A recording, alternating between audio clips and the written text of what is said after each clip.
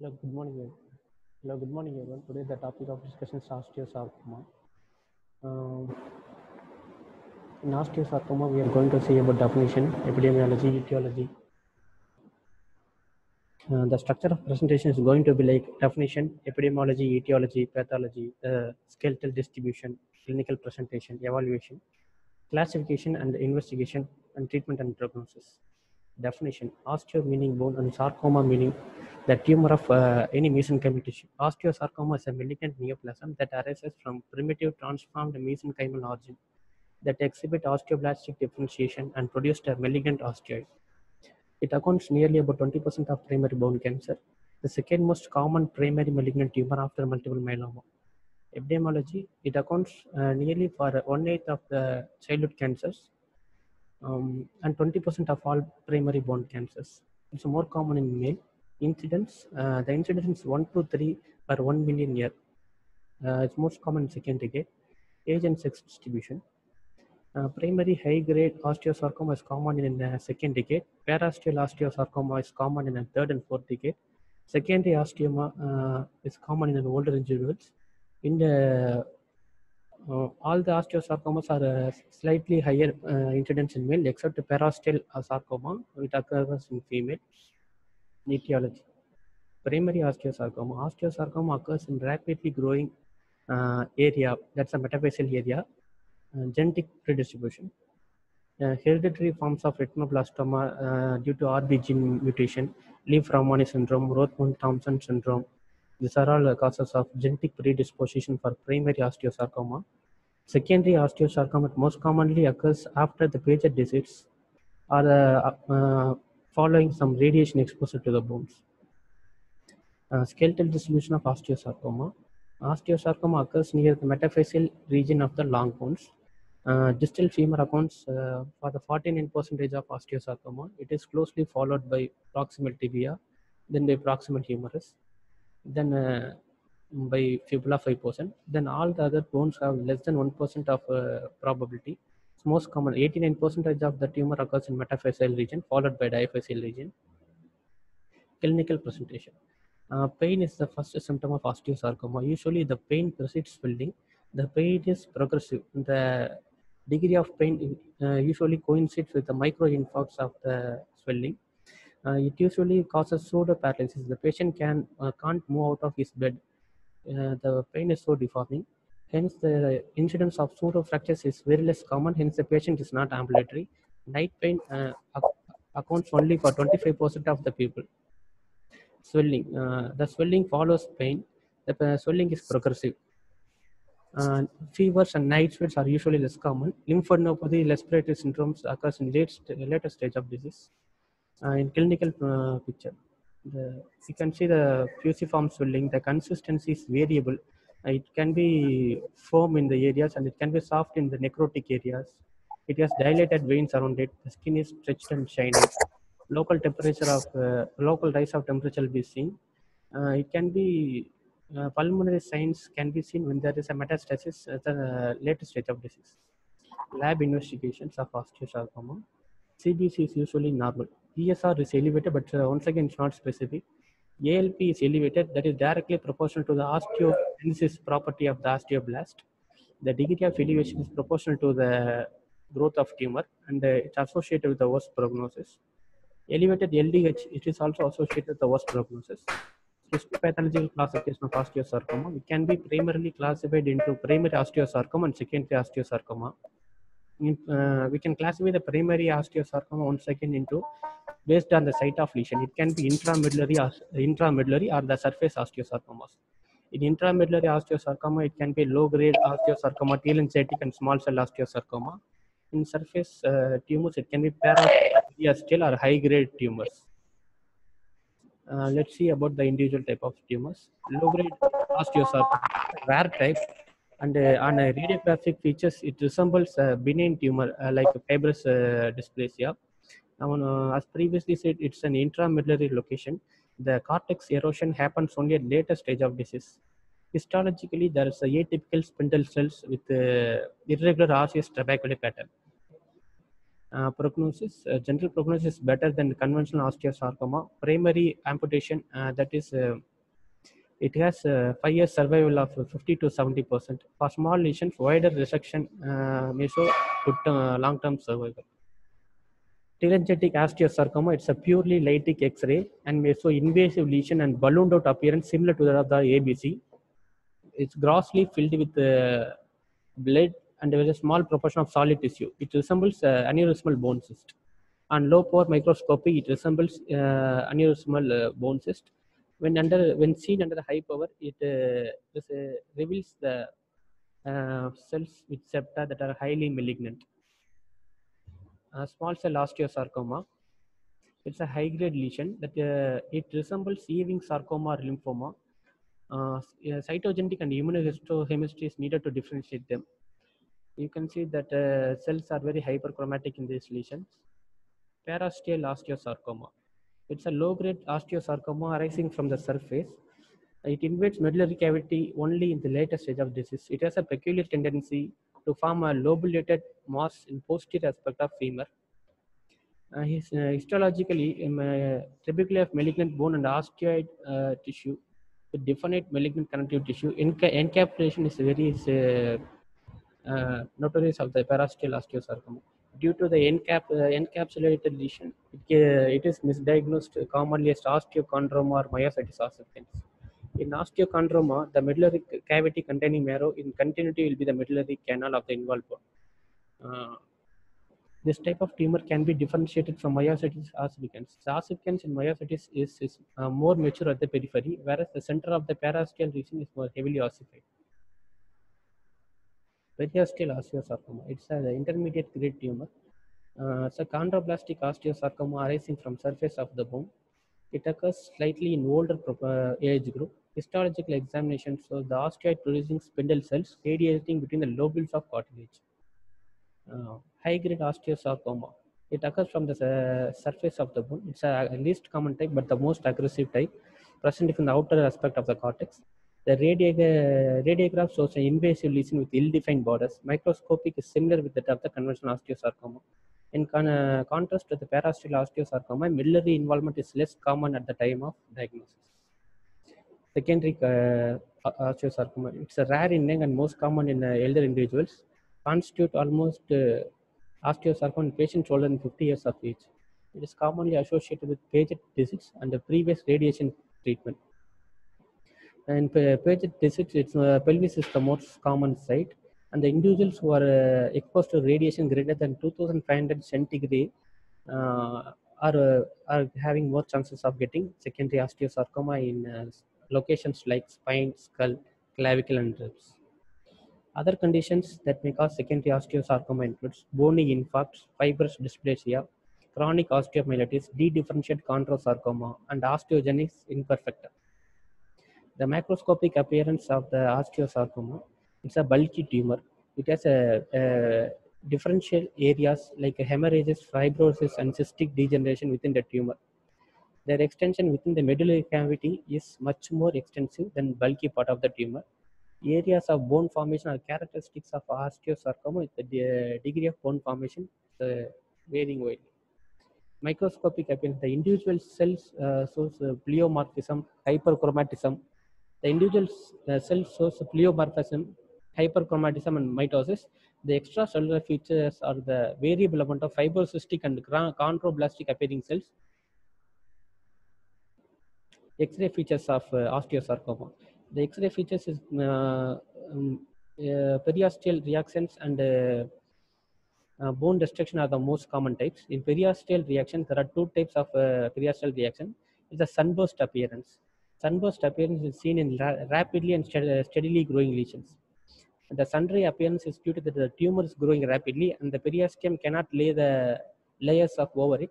Hence, the Sharpie fibers that connects the bone to the periosteum, the Sharpie fibers get ossified, and that gives appearance of sunburst appearance. The second type of periosteal reaction is Codman triangle. It's a misnomer. It's actually not a complete triangle. It is seen in very rapidly growing tumors. The edges of the periosteum is raised and ossified. This ossification happens even before the Sharpie fibers get ossified. Hence, the Codman triangle indicates the severity of osteosarcoma is more than the sunburst appearance. Sunburst appearance also seen in Ewing sarcoma and osteoblastic metastasis.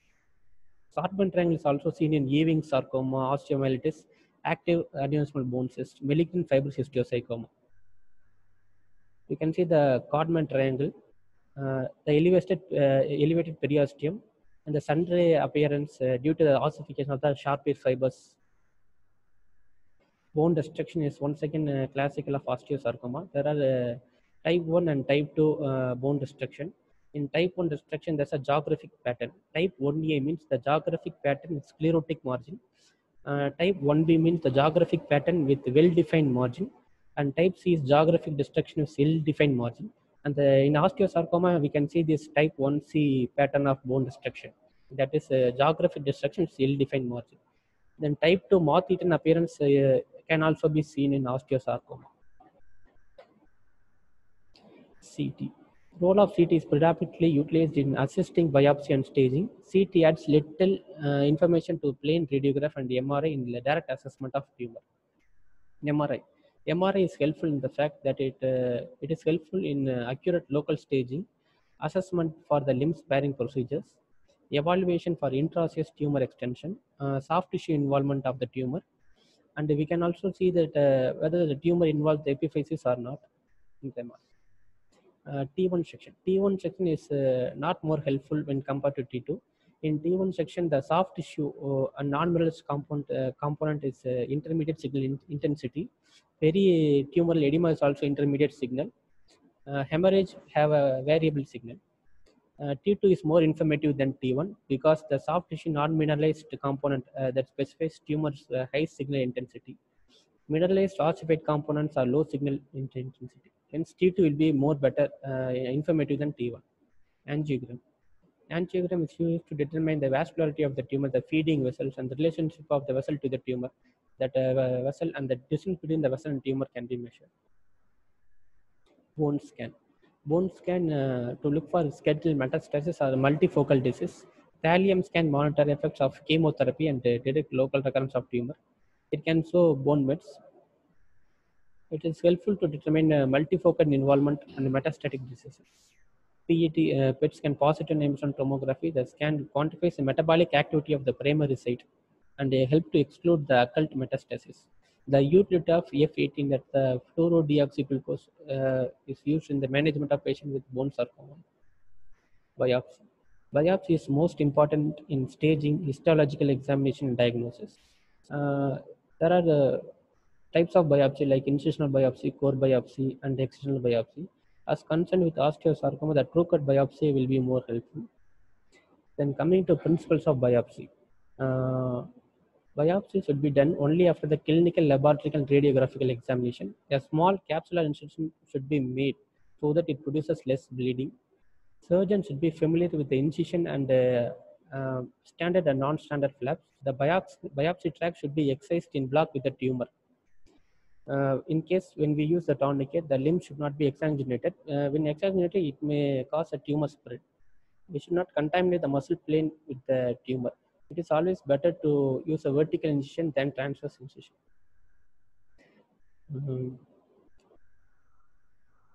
If possible, soft tissue extension of the bone lesion should be sampled. If a hole is made to take a biopsy, the hole should be preferably round or longitudinally oval so that it reduces the stress concentration in the margin of the hole, and it should be filled with bone cement. Biopsy should be taken only from periphery of the tissue because it contains the most viable tissue. When taken from necrotic tissue, it does not seem to be much helpful. Intraoperative frozen section should be sent to the histopathology examination. Drain should not be routinely used for biopsy purposes. Tissue should be kept in line with the incision of the surgery. The same surgeon should perform the further surgery. Biopsy incision should be included in the further surgery. This is the Enneking classification of staging of osteosarcoma. It is based on the grade and the metastasis and the compartment in which the sarcoma is present. Stage 1, that's a low-grade tumor with no mets. 1A is an intra-compartment and 1B is extra-compartment. Stage 2 is a high-grade tumor without metastasis. 2A is intra-compartmental, 2B is extra-compartmental. Stage 3 is a low-grade or high-grade but there is a presence of metastasis. Treatment of the osteosarcoma can be divided into radiotherapy, surgical procedures, and chemotherapy. Discussing about chemotherapy, there is adjuvant chemotherapy. That is the chemotherapy that is given post-operatively to the patient to prevent the micrometastasis. And neoadjuvant chemotherapy, that is administered before the surgical procedure. Currently, most orthopedic oncologists favor preoperative chemotherapy with definitive procedure performed 3 to 4 weeks before the surgery. It is most effective when the tumor against which we are directed is small. Combination of drugs is more effective. Dosage and sequence of drugs schedule seem to be more important in achieving maximal response. All tissues have normal toxicity. For example, cisplatin has neurotoxicity, doxorubicin has cardiotoxic. Advantages of neoadjuvant chemotherapy. When we give neoadjuvant chemotherapy, the size of the tumor decreases, making the surgery more easy, and the chance of limb salvage is more possible. It allows histological evaluation of the tumor, that is the histology before chemotherapy and after chemotherapy. It is most valuable indicator for long-term prognosis. It may decrease the spread of tumor at the time of surgery. Neoadjuvant chemotherapy usually can be started immediately, and it is effective in treating micrometastasis. It prevents tumor progression. Chemotherapy regimen in neoadjuvant setting, it is advised to produce a high dose methotrexate, that is a 12 gram per meter square of the body surface area. Cisplatin is given in 60 milligram per meter square of the body surface area. Doxorubicin is given in 5 milligram body surface of the area. Chemotherapy, this constitute for the adjuvant chemotherapy. The high dose methotrexate is given 12 gram per meter square body surface area in 3, 4, 8, 9, 13, 14, 18, 19, 23, 24, 37 weeks. The 2 cycles are given pre-operatively and 4 cycle is given post-operatively. When we administer the chemotherapy, it is essential to monitor for the leucovorin rescue. Leucovorin is given every 6 hours for the 10 doses. Principles of surgery. Amputation versus limb salvage. Simon described 4 issues that must be considered whenever contemplating limb salvage instead of amputation. Would the survival be affected by the treatment of choice? How do the short-term and long-term morbidity how would the function of salvage limb compare with that of the processes? Is there any psychological consequences? Amputation. Irrespective of the method chosen, to treat osteosarcoma, the local tumor must be excised completely with the negative margins. Although amputation is performed less frequently than in past, it remains the gold standard for the treatment. And as far as local control is concerned, amputation is the best method. Indications for amputation. Uh, Amputation can be done in young age when the limb length inequality would be a problem. Displaced pathological fracture secondary to the tumor. Large soft tissue mass involving the neurovascular structure so that the salvage is not possible. Disease progression during the chemotherapy. Local recurrence following limb salvage procedures. In upper extremity, it is more important to preserve the function of the hand. In lower extremities, the modern processes are available compared to upper limb. The level of amputation is determined by conventional radiograph, bone scan, and MRI. The entire bone should be carefully evaluated by MRI or X-ray to rule out the skip metastasis or skip lesions. Most frequently, a wide crossbone amputation is performed rather than radical amputation. The exception might be a young child with tibial osteosarcoma in whom knee disarticulation or above knee amputation is performed, or a hindfoot osteosarcoma requiring a below knee amputation. Salvage versus amputation. Salvage, when the procedure comes, it's a more extensive surgical procedure, greater time of morbidity, multiple future operations may be required in case of any local recurrence occurs. Periprosthetic fractures, prosthetic loosening, allograft fracture, and a limb length discrepancy may be a further problem. Limb salvage. It is considered if there has been no progression of the disease locally or distantly, and if the nerve and blood vessels, the neurovascular bundle is free of tumor. This most important issue in the ability to completely resect the tumor with wide margins. The adjacent joint and growth plates are assessed for tumor involvement. The thickness of the soft tissue margin depends on the type of the tissue. When there is a facial margin, it is considered the better barrier than the fat. Resection should be planned with the goal of achieving local control. Reconstruction options are considered only secondary. Barriers to limb salvage. A poorly placed biopsy incision, a major neurovascular involvement, engagement of the motor nerve, pathological fracture of the involved bone. Phases of limb salvage. In the phases of limb salvage, the first step is resection of the tumor, followed by skeletal reconstruction, then soft tissue and muscle transfer that is attached to the processes. It's called the three strike rule. In this diagram, we can see the bony lesion, and we can it is explained about the wide amputation, marginal amputation, intra-lesional amputation. Yeah.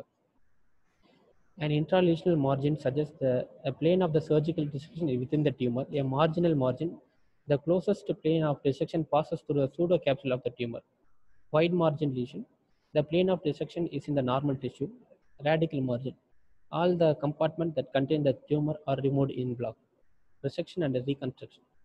Currently, most musculoskeletal malignancies are treated with the local resection and reconstruction. Goal of resection is to achieve the wide surgical margin if possible. If this is impossible because of anatomical constraints, a marginal resection is done. The follow with the setting of neoadjuvant or adjuvant chemotherapy. Marginal resection is usually adequate for a most benign neoplasm. Reconstructions are often done in young patients who are extremely active.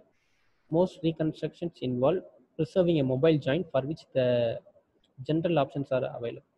It includes the osteoarticular allograft reconstruction. Allograft process is composite reconstruction, endoprosthetic reconstruction, and rotation plasty. Osteoarticular allograft. It gives the advantages to able to replace the ligaments, tendon, and intra-articular structures. It has a complication that includes the non-union of the graft host junction, fatigue fracture, articular collapse, dislocation, degenerative joint disease, and failure of ligament and tendon attachments. Osteoarticular allograft may have the role of temporary measure to preserve the adjacent fascias in an immature patient. A proximal tibial osteoarticular allograft could be useful in an immature patient with an attempt to preserve distal femoral fascias until the skeletal maturity takes place. This could be converted to endoprosthetic reconstruction when it becomes necessary. In this diagram, we can see that condyle of the femur is infiltrated with tumor. The condyle is removed and it is replaced with the allograft.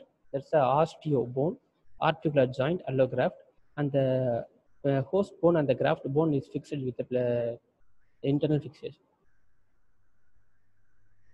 Allograft process is composite. This may provide a long-term solution for some patients. It avoids the complication of degenerative joint disease and articular collapse. It still preserves the ability of the soft tissue to get attached to the bone. Associated with the fatigue fracture infection and non-union of the graft-host junction. The main indication of allograft processes composite is inadequate length of remaining host bone to secure the stem of the endoprosthesis. In this, the lesion is seen in the proximal humerus. We have removed the entire humerus, and the head of the humerus is with an endoprosthesis. And for the bone loss, we are using the bone cement or any allograft. This is the allograft, and process is composite. Endoprosthesis composites provides long-term function for some patients. Predictably, immediate stability. It gives the immediate stability and promotes immediate full weight bearing. Most of the endoprostheses are modular, allowing for incremental limb lengthening in a skeletally immature patients. Long-term complication. Long-term complications include the polyethylene wear in the articulating surfaces. The fatigue fracture at the rotating hinge is common, but that is easily replaceable. The fatigue fracture at the base of the processes, that's also common, but it is difficult to stain those things. For pediatric patients, the future limb length inequality must be considered. For patients who are nearing skeletal maturity, these factors should be kept in mind. The reconstruction limb can be lengthened 1 centimeter at the initial procedure so that it matches with the opposite normal limb, or epiphysiodesis of the contracted limb can be done.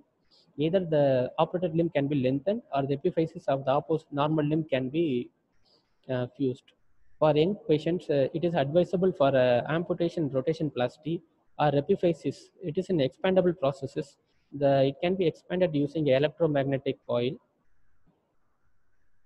This is the customized process, that's the endo processes used in the distal femur osteosarcoma.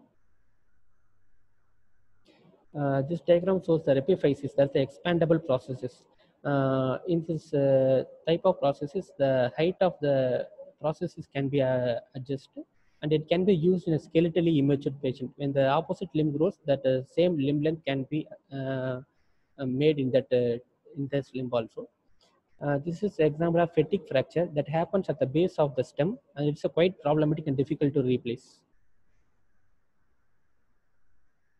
Rotation plasty.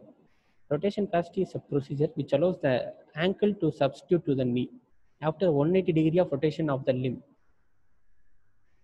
The original idea was conceived by Borghev in 1927 to treat a shortened lower limb with a stiff knee after tuberculosis. Later popularized by Van Ness. Rotation plasty is classified by Winkelmann, and it is broadly divided into 5 groups. In group A, the ankle joint functions as the knee joint. Type 1A, in this condition, the lesion is present in the distal femur. We are resecting the distal femur and the proximal tibia. The lower leg is rotated to 180 degrees and the tibia is joined to the remaining femur. Type 2A, the surgical steps are similar to the type A1, but the site of the lesion is different. In this, the site of the lesion is in the proximal tibia. As the same as type A1, we are resecting the distal femur and proximal tibia, and the ankle joint functions as a knee joint after rotating it to 180 degrees. Type B, in this type, the knee joint functions as a hip joint, and ankle joint functions as a new knee joint. In type B1, the proximal femur is infiltrated, and the gluteal muscles and hip joint is paired. The upper femur and the hip joint is completely resected, and the leg is rotated to 180 degrees. The distal femur is joined to pelvis. So the knee joint functions as a hip joint, and ankle joint functions as a new knee joint. In type B2, the lesion is in the proximal femur, and the gluteal muscle and the hip joint are involved. In this condition, since the hip joint is involved, it is necessary to remove the acetabular component also. Hence, the hemipelvis is cut, and the remaining femur is joined to the remnant of the ilium. In this image, you can see that lower hemipelvis is cut, and the middle shaft of the femur is connected to the pelvis. Ankle joint functions as a knee joint, and the knee joint functions as a hip joint. In type 3B, the lesion is seen in the proximal femur. Type 3B can be further classified into 3A and 3B. In 3A, the entire femur is removed, and the tibia, the lateral condyle of tibia is articulated into the acetabulum. It is expected to remodel. In type 3B, the tibia is rotated, that is the lateral condyle is near the acetabulum, and the tibia and the pelvis is joined with the endoprosthesis. In this, the endoprosthesis is not used, in the endoprosthesis is used in type B, 3B.